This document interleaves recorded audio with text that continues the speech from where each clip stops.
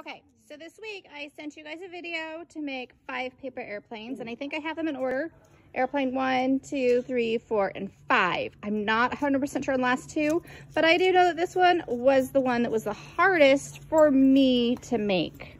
So on your reports or documents, I want you to tell me what paper airplane was the hardest for you to make. I don't remember the names the guy gave them, but you should have 5 paper airplanes, and we're going to take turns throwing them, and then we're going to use a tape measure. Ask your dad if you can use his tape measure, and we're going to measure how far we can get these airplanes to fly. Okay, so go ahead, get your tape measure, get your airplanes ready, get your siblings if they want to do it with you, take turns throwing it. You're going to see how far they fly, and then we're going to use those numbers in our document later. Okay, then I also have a fun game that we're going to play with them when we're done.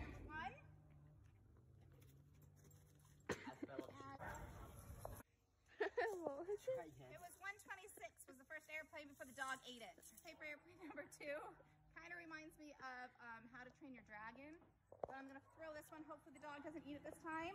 See how far it goes. Wow. Kind of did a loop.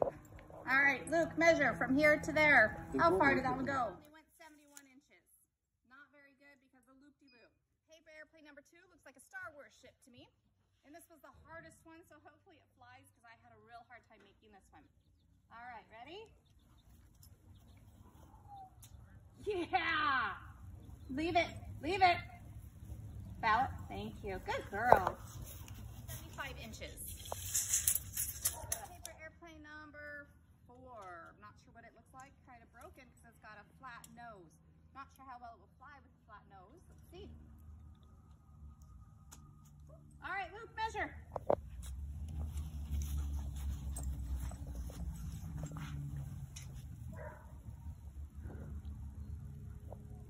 12 feet, 144 inches. 144 inches. Again, it has a flat front. Not sure how well it's going to fly, but that last one flew pretty good. We're going to try this one. That didn't go so hot.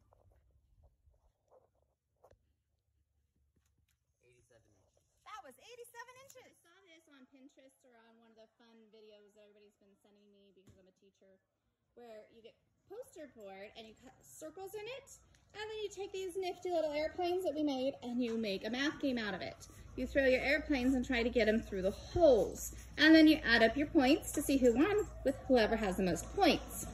Okay, I didn't have any cardstock or poster boards, so I just found some old Christmas paper and I cut holes in it after tracing bowls and plates, and then I taped it to some chairs. And Lorelai, Luke, and I are going to try and get our airplanes through the holes. 30 points. Yay! Lorelai with her airplane. She's going to try and get it through a hole. She didn't get a hole, so she gets only 10 points for that one. Okay. This paper airplane that he chose, he's going to try to get through the holes. And his went outside the fence, so he only got 10 points. Total of 80 for me. Same airplane, go.